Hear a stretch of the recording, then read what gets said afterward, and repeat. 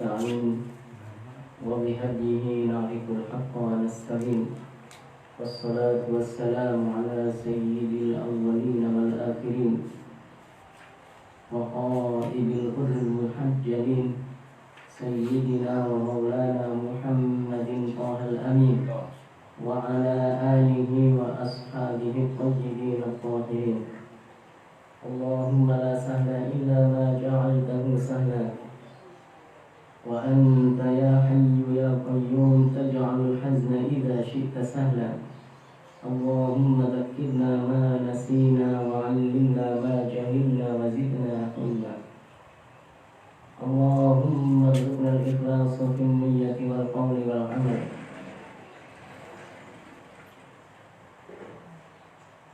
Insyaallah pada kesempatan kali ini kita akan melanjutkan pelajaran kita membaca kitab Bulughul Maram.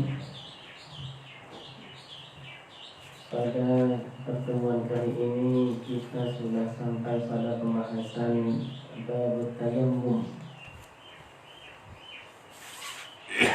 bil isnadil muttasili ila al-imam Ibn Hajar al-Asqalani rahimahullah.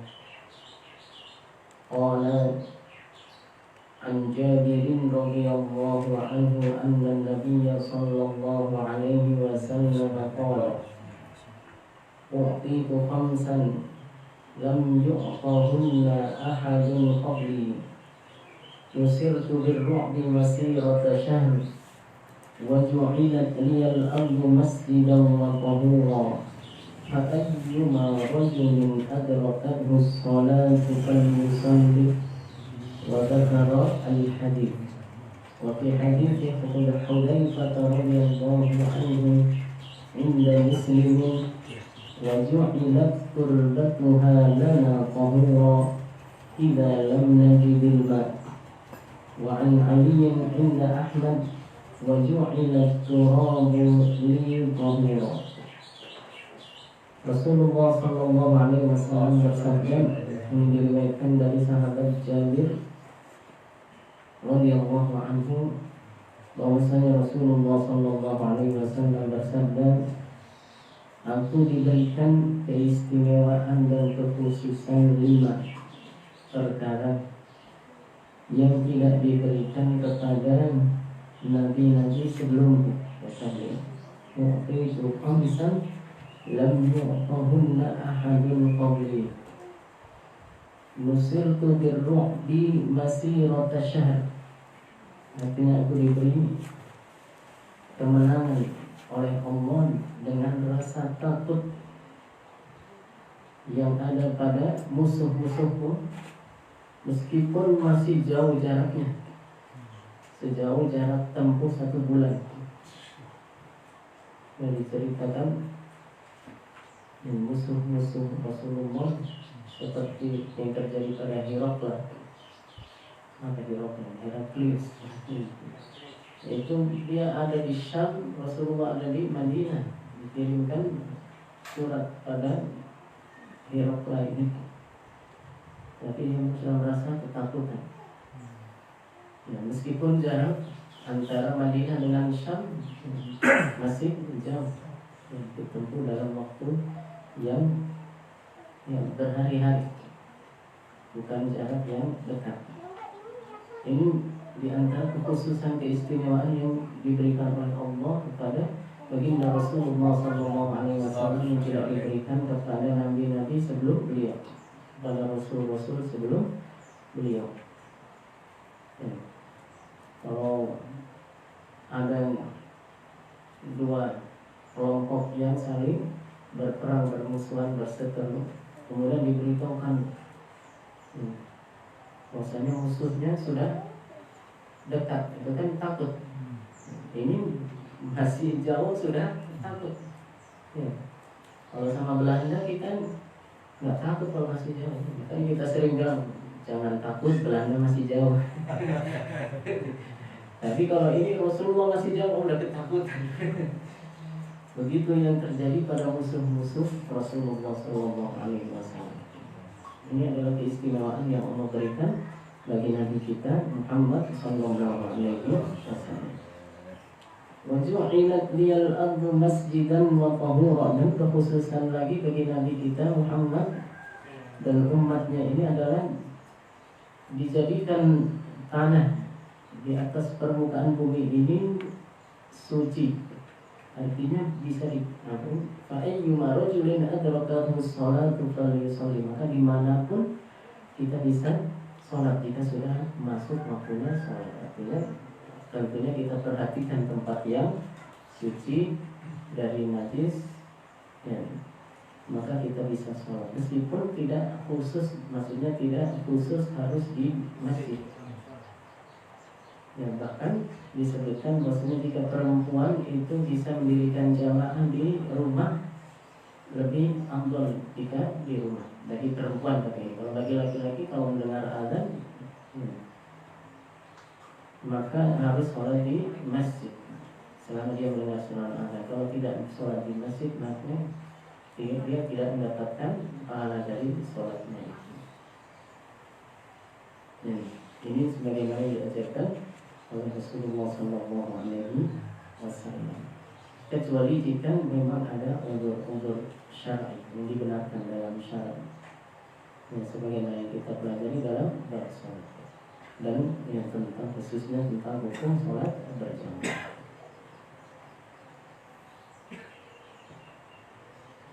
Maka boleh bagi kita sholat.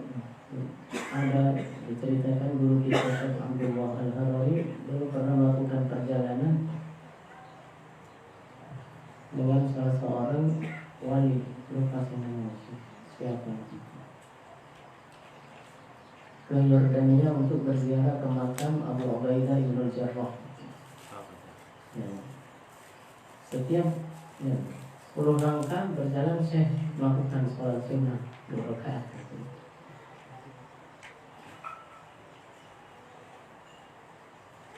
Dan setiap melakukan perjalanan begitu, jadi artinya kata saya nggak sabar kalau jalan sama Syekh Abdullah. Lupa saya kemana tujuannya, yang mungkin setiap kali perjalanan dengan Syekh Abdullah dia begitu, nunggu saya sholat 2 rakaat. Artinya apa? Ini menunjukkan bahwasanya sebagaimana yang diajarkan oleh Rasulullah dan dikhususkan oleh Allah bagi Nabi kita, bahwasanya kita ini boleh sholat di mana saja. Yang penting ya, diperhatikan syarat sholat itu harus tempatnya suci dari najis, pakaian kita juga suci dari najis, badan kita juga suci dari najis, dan yang kita menghilangkan hadas dengan cara berwudu, yang kecil hadasnya dan hadas besar dengan mandi. Dengan syarat-syarat, memperhatikan syarat-syarat. Tidak seperti umat-umat terdahulu, seperti umatnya Nabi Musa, umatnya Nabi Isa, ada tempat-tempat khusus untuk beribadah yang disebut dengan Sauma'ah, yang ada di atas gunung-gunung atau bukit-bukit, yang dibuat tempat yang bawahnya lebar, atasnya kamu rucut itu nanti. Itu disebut dengan Sauma'ah. Ada juga yang namanya Bi'ah, ada yang bernama juga Soluta. Itu dulu ibadah harus di tempat itu. Maka kita dengar cerita Juraij beribadah di Sauma'ah. Kemudian dipanggil ibunya, ya, tapi dia tidak memenuhi panggilan ibunya. Maka terjadilah fitnah yang terjadi pada Juraij, tapi Allah Subhanahu wa Ta'ala melindungi hambanya yang saleh. Ada seorang perempuan fitnah, katanya saya melahirkan anaknya Juraij, padahal nggak menikah. Dan ternyata diberikan karomah pada Juraij, anak kecil yang sudah lahir itu, ya, dipegang perutnya ini tangannya, lalu kemudian mengatakan saya bukan anak Juraij, saya anak pengembala domba. Karomah seperti itu. Ya, dan ada yang di masjid, tapi masjid sudah ada di awal awal yaitu yang dibangun oleh Nabi Adam alaihissalam, disebut dengan Masjid Al-Aqsa. Nabi Adam setelah membangun Ka'bah, 40 tahun kemudian Allah perintahkan untuk membangun Masjid Al-Aqsa di Palestina. Namun untuk mereka sebelum Nabi kita Muhammad, syariatnya adalah beribadah di tempat-tempat yang khusus. Adapun bagi kita umat Nabi Muhammad, beribadah boleh di mana saja asal sesuai dengan syarat-syarat dalam melaksanakan sholat. Ya, maka tidak heran kalau kita lihat misalnya orang sholat kadang-kadang di pinggir jalan. Di Indonesia sini mungkin ini ada yang sholatnya di sawah, di sawah di atas tadi itu tanggul. Tani gitu boleh yang dimanapun kita melaksanakan sholat itu yang hukumnya sah bagi kita, tidak harus di masjid. Jika memang yang ada udzur secara syarat yang dibenarkan dalam syarat yang membolehkan kita tidak sholat di berjamaah di masjid. Sholat berjamaahnya dengan di sawah, sawahnya itu tempat bekerjanya sehingga sholat zuhurnya bisanya di sawah. Yang penting sholat, nah ini jangan ninggalin sholat. Ada di Kediri itu di Pari waktu itu saya pernah di sana. Itu kalau asar azannya jam 4 atau setengah 5. Katanya ini azan untuk petani yang baru pulang. Biar mereka bisa jamaah gitu. Ada di Tegal tuh. Salawatan yang panjang ya. Iya. Salawat sampai setengah 5. Udah capek.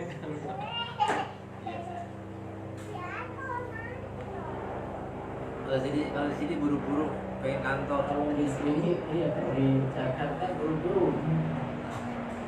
Di sini cepat orang. Wa fi hadits Hudzaifah radhiyallahu anhu inda muslimin wa ju'ilat turdatuha lana tahuran idza lam najidil ma'. Ini juga kekhususan bagi umat Nabi Muhammad bahwasanya tanah di atas permukaan bumi ini yang kita pijak ini bisa kita jadikan untuk bersuci jika tidak menemukan air, jika tidak mendapati air.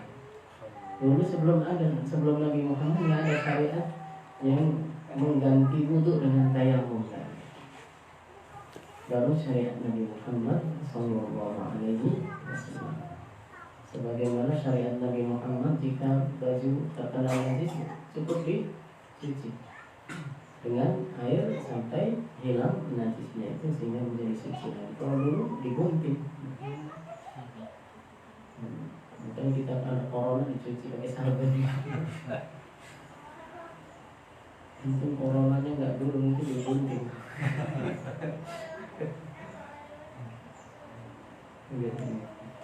Dalam syariat Nabi Muhammad dan pakaian yang terkena najis dicuci, tidak digunting. Kalau dulu digunting. Wa an aliyin 'inda Ahmad wa ju'ilat turabu li at-tahur, dan dijadikan tanah itu menjadi dihukumi suci untuk dijadikan bersuci. Yang suci maksudnya tanahnya bisa dijadikan bersuci, yaitu dengan cara bertayamum sebagai pengganti wudu ataupun mandi jika tidak ada air. Wa an Ammar bin Yasir radhiyallahu anhu annahu qala ba'athani Nabi sallallahu alaihi wasallam fi hajatin. Suatu ketika Rasulullah mengutusku untuk satu keperluan, kata Ammar.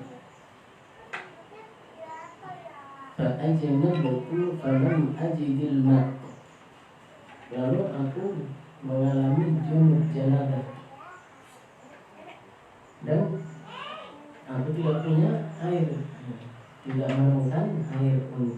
suci dari hadas akbar. Tamarrabtu fis sa'idi kama tatamarrabud dalam kaki. Kita nggak tahu ya. Kalau itu berguling-guling di atas tanah ya, seperti hewan biasanya berguling-guling di atas tanah. Rasulullah ataitu Nabi sallallahu alaihi wasallam fadzakartu lahu dzalika. Lalu aku datangi Rasulullah dan aku sebutkan apa yang terjadi padaku itu, aku ceritakan. Faqala lahu Rasulullah sallallahu alaihi wasallam bersabda, "Inna ma yakfika an taqula bi yadayka hakadha." Seharusnya cukup dengan tangan saja, enggak usah berguling-guling di atas tangan. Cukup dengan tangan dan ditepukkan ke tanah. Hakadha dicontohkan oleh Rasulullah, "Tsumma daraba bi yadayhi al-ard darbatan wahidah." Tepukan satu kali tepukan.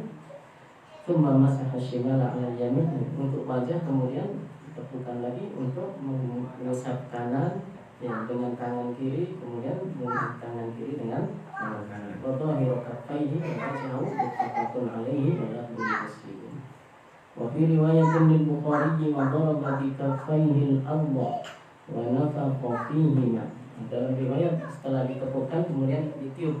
Maksudnya ya, kita kan juga disunahkan untuk ditetrokin dikit supaya ringan, ini jadi tipis, maksudnya supaya jadi tipis, ini jadi lembut, ini kalau kebanyakan nanti jadi kotor ya.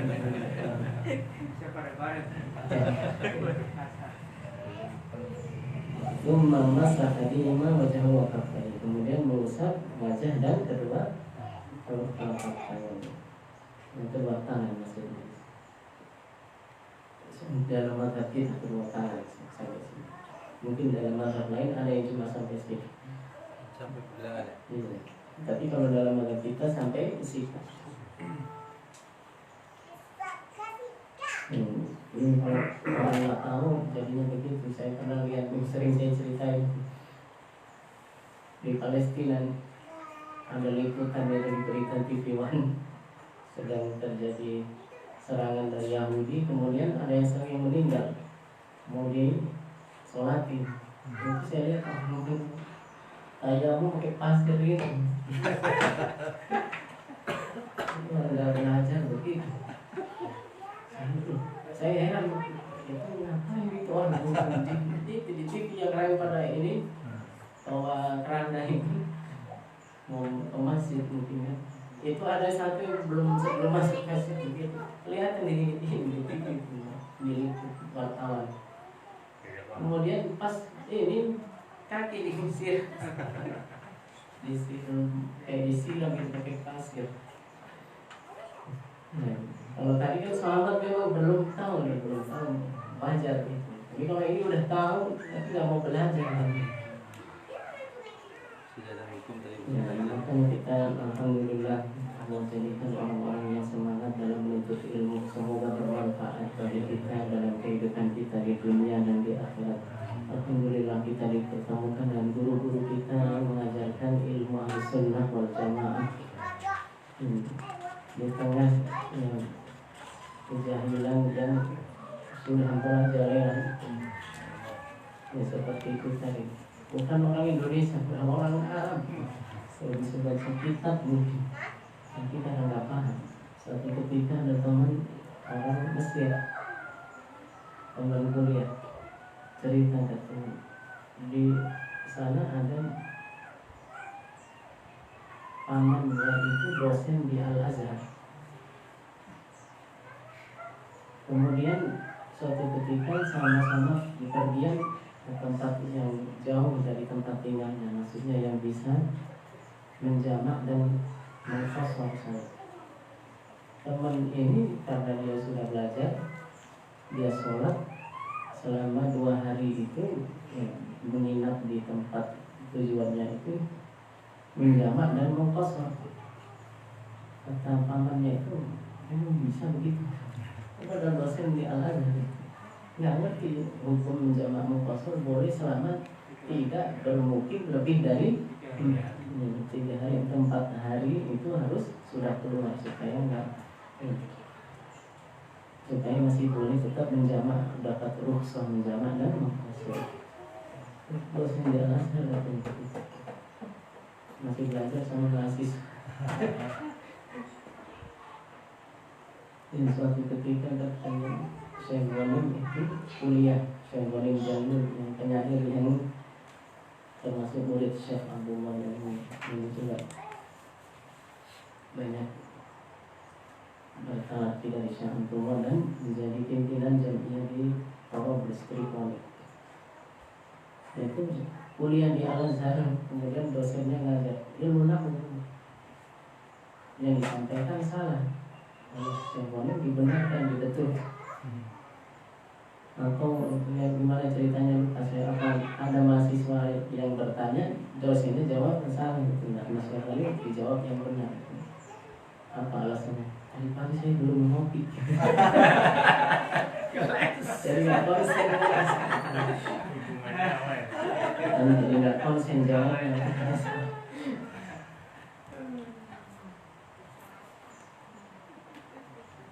Bersyukur kita bisa ketemu dengan guru-guru yang mengajarkan kepada kita, memberikan pemahaman yang lurus akidah Ahlussunnah wal Jamaah, dan sebagaimana yang kita pelajari, insyaallah ini akan bermanfaat bagi kita semuanya di dunia dan di akhirat. Amin.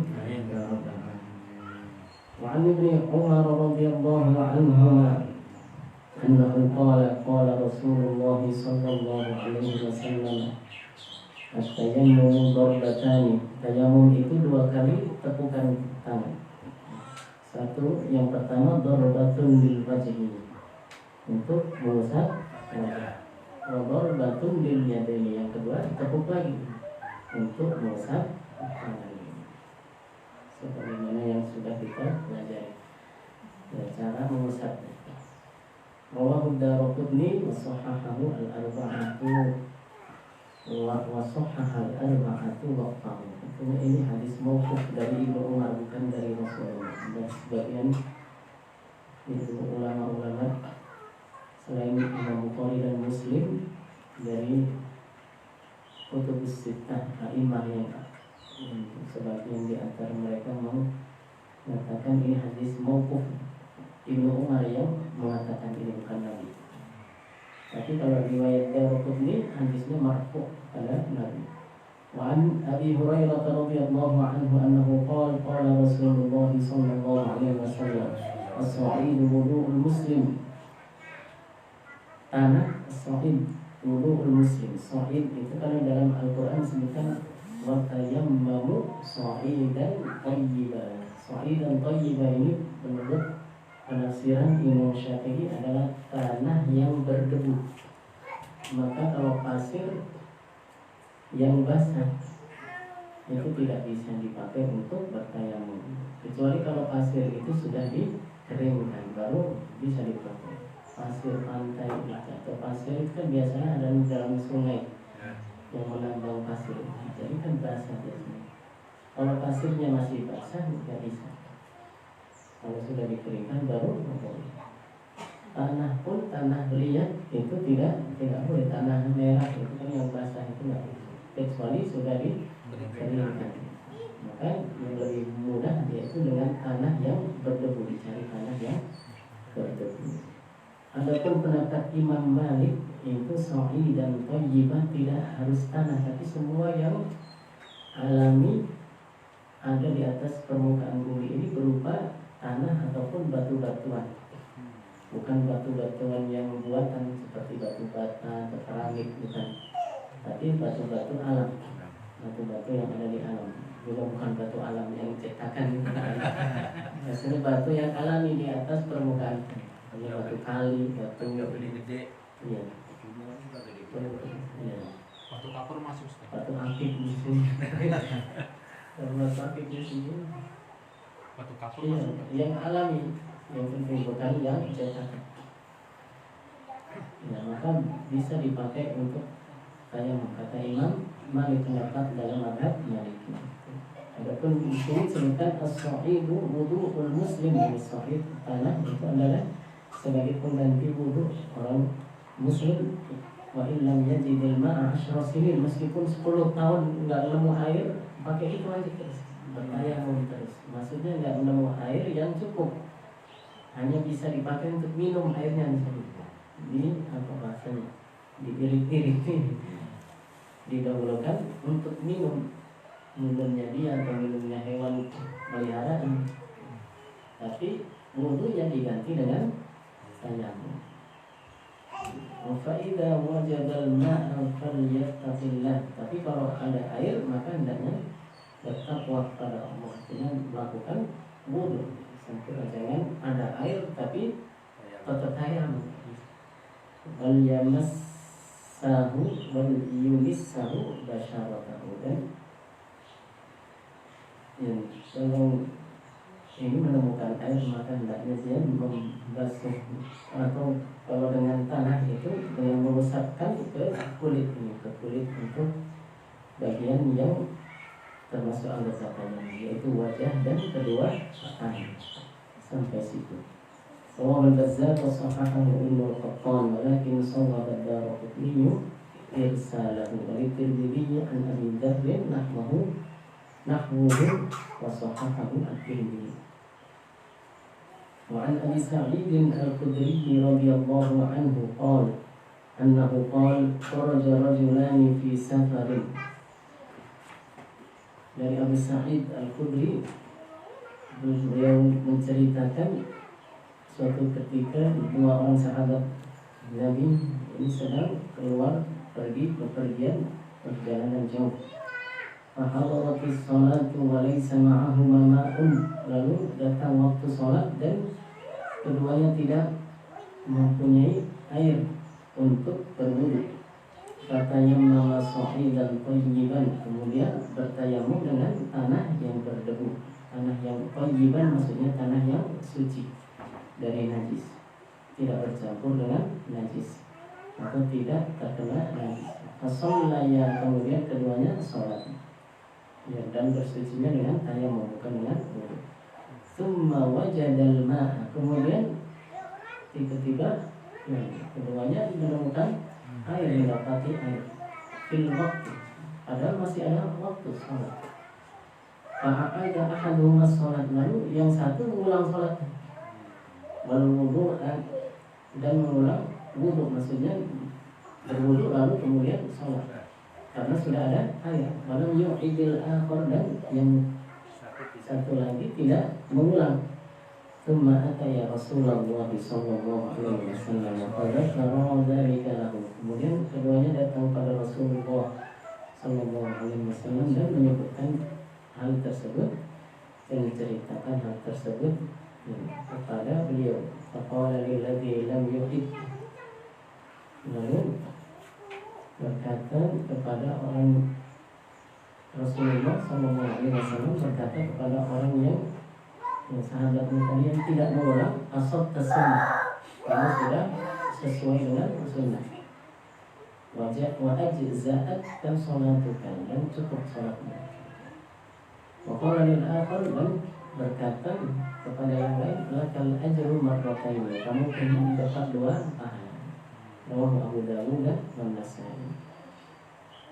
Jadi kalau ada sholat dengan tayamum di tengah perjalanan yang tidak menemukan air untuk berwudu, sholatnya seperti itu sudah cukup, tidak perlu diulang lagi seandainya menemukan air. Karena sholat yang seperti ini adalah sholat bagi orang yang tidak menemukan air di tempat yang memang jarang air. Berbeda dengan kalau sholatnya di rumah, ya bukan karena sakit, awalnya karena kekeringan, nggak ada air di tempat tinggalnya, bukan di perjalanan, bukan di tengah perjalanan atau safar. Maka kalau sudah sholat kemudian selesai sholat tayamum, dengan tayamum tiba-tiba turun hujan habis sholat, bertayamum kemudian sholat wajib, habis itu sholat istisqa misalnya, ternyata langsung turun hujan, masih ada waktu sholat, maka yang seperti itu wajib untuk mengulang sholatnya, karena dia sholat dengan tayamum tapi di tempat biasanya ada air. Kecuali kalau tadi sholat di tengah perjalanan, kemudian masih di tengah-tengah sholat baru 1 rakaat, kalau dia mau kosong juga, tiba-tiba turun hujan, maka dibatalkan ini sholatnya itu, dan kemudian dia menyempurnakan dengan wudhu lalu sholat dengan bersucinya dengan cara berwudhu. Tapi kalau sudah selesai sholat, ya nggak usah mengulang lagi. Maka dalam hadis tadi disebutkan begitu. Tapi yang sholat lagi, ya, maka dapat 2 pahala. Kan memang boleh setelah sholat kemudian sholat lagi, sholat mu'adah gitu. Ya, tapi kalau bagi sholat yang mu'adah itu kan akan harus berjamaah. Tapi yang di sini katakanlah hukum ya, tersendiri karena dia sholatnya di awal dengan tayammum. Wa an Ibnu Abbas radhiyallahu anhuma fi qoulihi azza wa jalla wa in kuntum marda aw ala safar. Ibnu Abbas menafsirkan ayat ini, qala idza kanat birrajuli al-jirahatu, jika seorang itu mengalami luka fi sabilillah, ketika dalam peperangan misalnya, wal quruhu, lalu ada nanah dan pada lukanya itu, kayu jadi lalu dia mengalami junub, fayaqafu an yamuta ini utasal, lalu dia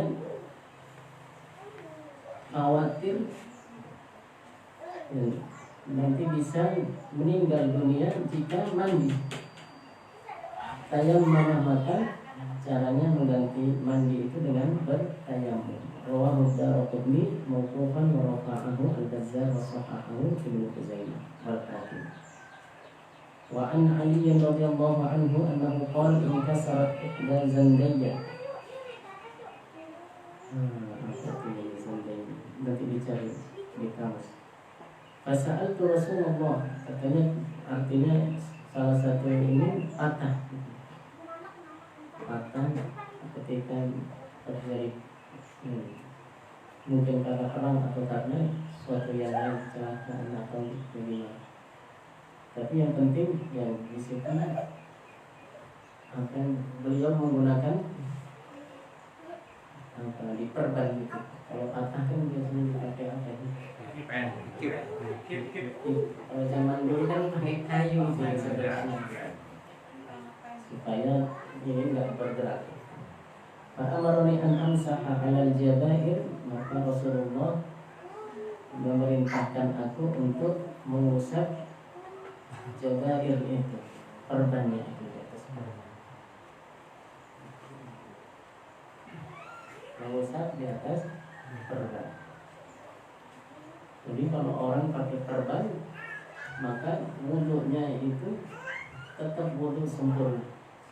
Bagian wudhu yang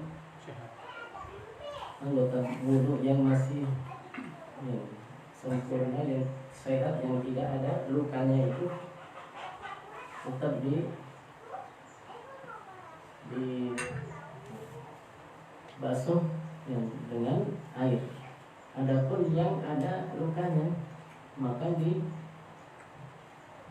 Jika itu diperban, maka diganti dengan tayammum dan diusap di atas lukanya.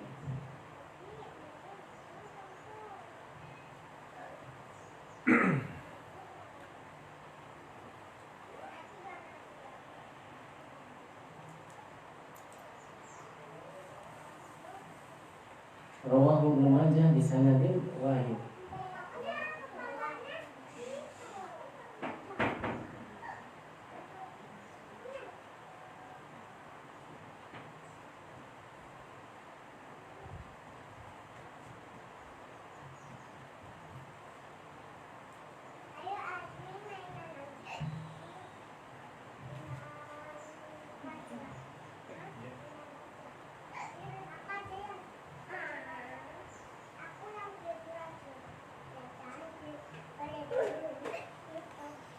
Di sini disebutkan tulang, patah salah satu tulang ini, tulang apa, lengan. Inkasarot dan zandaya patah salah satu di antara tulang lengan kanan dan kiri, salah satunya patah, lalu ditutup dengan perban, ya diperban pakai kipe bahasa sekarang, diluruskan dengan kayu kemudian diperban. Maka itu caranya adalah dengan mengusap dengan bagian yang tidak tertutup dengan itu, dengan perban dibasuh sebagaimana biasa. Kemudian untuk bagian yang tertutup dengan perban itu diganti dengan tayamum. Bagaimana caranya? Berurutan. Jadi kalau wajahnya setelah wajahnya dibasuh yang sehat dari tangannya, kemudian yang luka ini dikeringkan dulu. Nah, dikeringkan bertayamum. Meskipun dengan satu tangan kan bisa. Yang penting 2 kali tepukan ke tangan.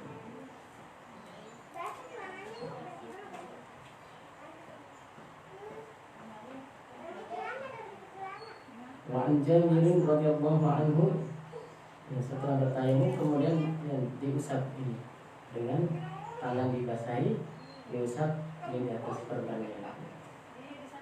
Itu untuk menggantikan bagian yang tertutup untuk pegangan itu, supaya perbannya nggak lepas. Kan ngambil biasanya lebih ya, di luar lukanya, misalnya lukanya segini, nah lukanya cuma di sini, karena perbannya dari sini sampai sini. Nah, kalau sekarang gitu kadang-kadang udah terusin jadi beratnya begini. Ini kan lebih. Jadi kelebihan ini yang tertutup ini ya lebih, maksudnya lebih, meskipun sini nggak wajib sebenarnya untuk ini. Lebihan yang ya dari lukanya itu, dari patahnya cuma di sini, tapi ininya sampai di sini. Berarti kan masih ada lebih untuk pegangan supaya permukaan gipnya itu nggak bergerak, cukup kuat ikatannya. Itu diganti dengan mengusap di atas perban. Wa an Jabir radhiyallahu anhu fi rajuli alladhi shujja faltasala famata.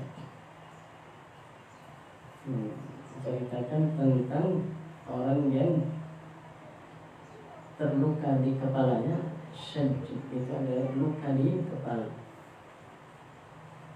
kemudian mandi amata. Ceritanya ada orang tersebut terluka di kepalanya, kemudian nggak tahu bagaimana cara bersuci karena dia junub mau sholat subuh. Lalu bertanya kepada yang ada di situ, sahabat-sahabat yang lain. Mereka pun ada yang tahu, ada yang nggak tahu, tapi ya akhirnya ya, mereka ada yang nggak tahu, sehingga menyuruh dia untuk tetap mandi. Maka apa yang terjadi? Orang tersebut yang mandi padahal di kepalanya ada luka itu mati, meninggal dunia. Apa kata Rasulullah SAW? Inna makana yakfihi ayyatayammama. Seharusnya cukup dengan tayamum saja, nggak perlu mandi, menggantikan mandi itu dengan tayamum. Wa ya'siba ala jurhi, dan mengikat perban di atas atau kain di atas lukanya, firqatan, kain di atas lukanya, tsumma yamsahu alaiha, kemudian diusap ya, kain atau perban itu. Wayagsilu sa'ira jasadi, dan membasuh semua badannya yang lain yang tidak ada lukanya. Kan lukanya di kepala, seharusnya begitu. Allah Abu Dawud dari sana di Rokun wafi bilangkun ala rawi. Dan dalam riwayat yang lain Rasulullah Sallallahu Alaihi Wasallam melerai orang-orang yang menyuruh dia mandi, mengatakan qataluhu, mereka yang menyebabkan ini mati, meninggal. Qatalahu.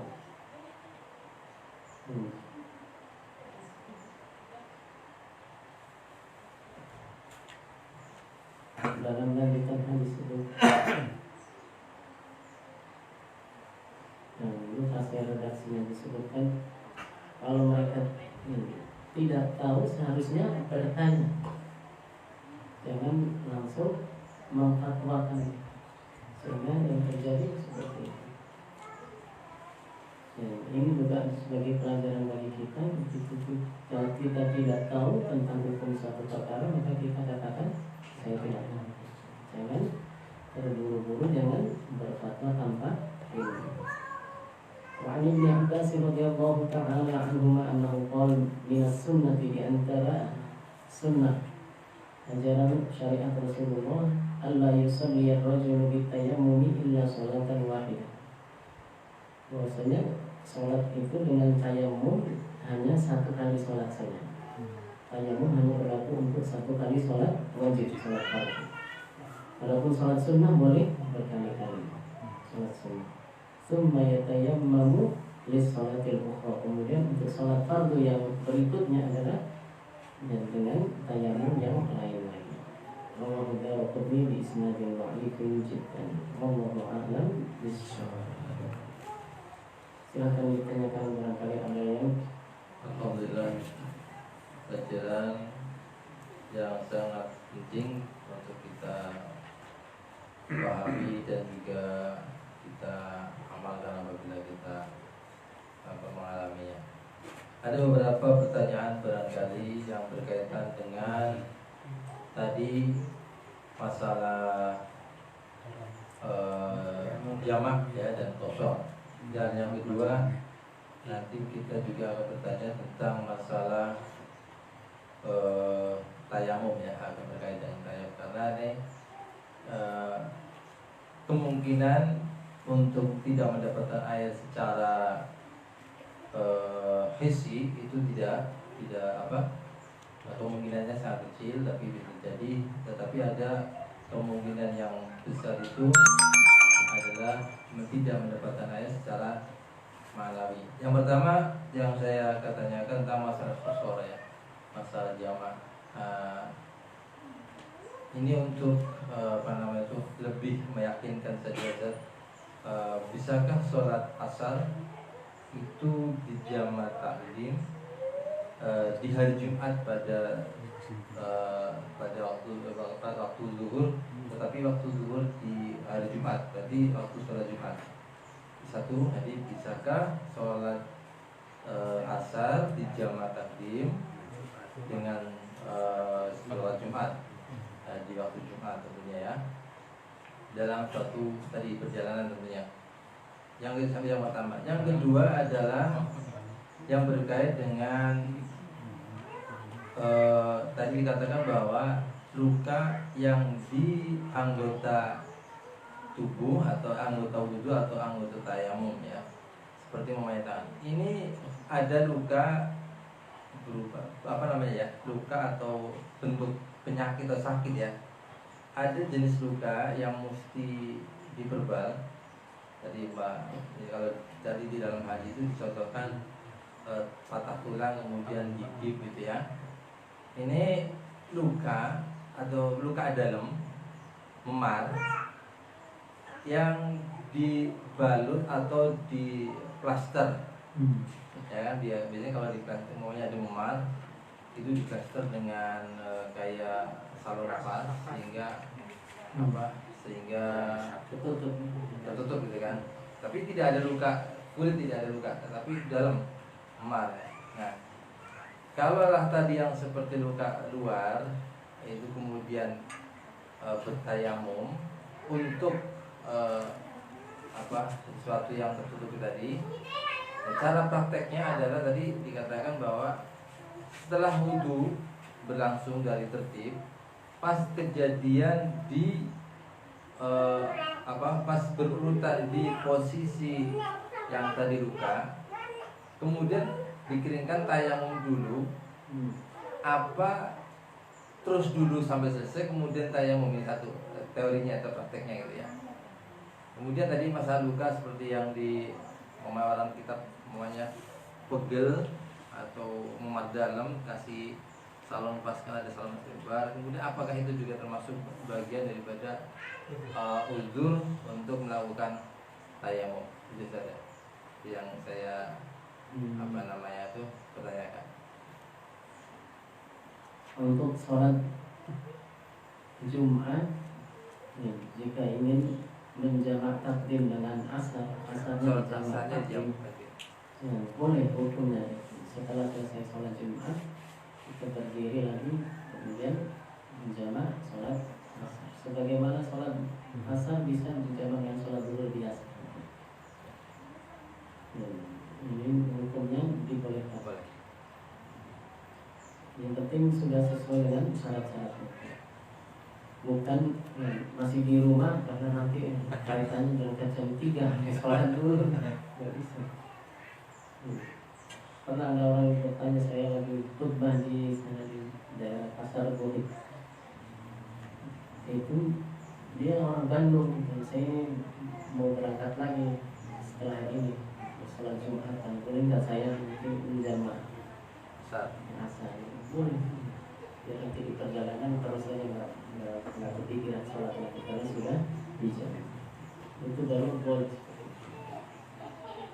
sesuai dengan syarat-syarat. Kemudian yang kedua, untuk luka yang ini adalah luka yang diperbolehkan untuk bertayamum itu adalah jika terkena air akan bertambah lama. Maka itu otomatis yang berkaitan yang ini dengan seandainya itu memang jika tersentuh air kemudian akan bertambah lama atau tidak. Ya seperti Kalau patah kan kalau dibuka buka tutup terus gitu kan jadinya Sama. lama ini. Bisa jadi nggak nyambung gitu. Atau bisa jadi nyambungnya ini kurang pas. ya, kadang patah kan ada yang kulit depannya apa kulit luarnya tidak apa-apa, tidak masalah, Iya, tapi iya. memang tulangnya yang Iya. patah atau remuk rasanya. Saya pernah kejadian untuk saya di cuma saya bukan di anggota wudhu, saya di paha, istilahnya remuk dalam ya, bahasa remuk dalam, cuma dikip aja. Begitu yang seandainya itu ini butuh untuk terlindungi dari air sehingga ditutup, maka itu yang dibolehkan. Itu namanya pakai plaster salon pas Plaster, iya. harus dicopot itu. Kalau seandainya cuma ini, kalau plaster karena ada luka nggak apa-apa. Ada enggak? Ini enggak, artinya cuma pegel aja di plaster mamanya. Oh, Kayak kalau koyor itu kan nggak termasuk, kan bisa dicopot kemudian Pasang lagi. iya dipasang lagi. Bukan termasuk yang membahayakan. membahayakan jika terkena air. Kemudian sesuai dengan urutan dan tertib. Jadi setelah basuh Buka. ya muka, kemudian waktunya basuh tangan. Iya. Maka di saat itulah setelah dibasuh tangan, kemudian diusap perban, baru tayamum. Bagaimana caranya? Dikeringkan dulu nggak apa-apa supaya tanahnya nanti bisa sampai ke kulit wajah. Setelah itu baru Lanjut. mengusap rambut kepala dan membasuh tangan. Jadi tadi yang ada perubahannya itu diusap, kemudian dikeringkan, bertayamum, Iya. kemudian dilanjutkan Iya, tertib dilanjutkan berikutnya. tertib berikutnya yaitu mengusap rambut atau mengusap kepala, yang dan mengusap kaki. Begitu. Sesuai dengan urutan. Karena syaratnya dalam rukun wudhu itu adalah tertib. Dalam mazhab kita. Rukun yang terakhir. Rukun yang terakhir itu adalah tertib. Ya cukup. Ya. Kalau itu tadi Ustaz, istilahnya kasus yang cara bertayamum itu berguling-guling itu dianggap sah atau tidak? Tidak sah katanya begitu. Tapi karena tidak tahu ya. Enggak,